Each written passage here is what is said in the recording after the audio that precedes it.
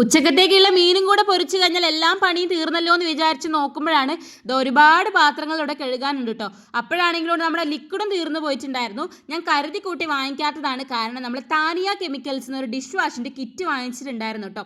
ഇതിലൊരു 8 ലിറ്ററോളം dish wash നമുക്ക് ഉണ്ടാക്കിയെടുക്കാൻ പറ്റും ഗൈസ്. അപ്പോൾ ഇത് നോക്കിയിട്ട് നമുക്ക് അടിപൊളിയായിട്ട് എളുപ്പത്തിൽ തന്നെ ഈ ഡിഷ് വാഷ് ഒന്ന് ഉണ്ടാക്കി നോക്കാം. അതിനുവേണ്ടി ഒരു പ്ലാസ്റ്റിക് ബക്കറ്റിൽ 6 ലിറ്റർ വെള്ളം എടുത്തിട്ട് അതിലേക്ക് ഈ കാസറ്റിംഗ് സോഡ ഉണ്ട്, കല്ലുപ്പ് പോലുള്ള ഒരു വസ്തുവാണത്, അത് കലക്കി നന്നായിട്ട് ലയിപ്പിക്കുക. എന്നിട്ട് 2 മണിക്കൂർ ഇത് തണിയാൻ അനുവദിക്കുക. അതിലേക്ക് 1 ലിറ്റർ കറുത്ത ലായനി ഒഴിച്ചിട്ട് 10 മിനിറ്റ് നന്നായി ഇളക്കുക കേട്ടോ. പിന്നെ ഒരു 4 മണിക്കൂറോളം അത് വെക്കണം. തുടർന്ന് നമ്മൾ അതിലൊരു വെളുത്ത പൊടി കാണാം, അത് 1 ലിറ്റർ വെള്ളത്തിൽ നന്നായിട്ട് കലക്കിയിട്ട് നമ്മൾ ആ ബക്കറ്റിലേക്ക് ഒഴിച്ചു കൊടുക്കുക.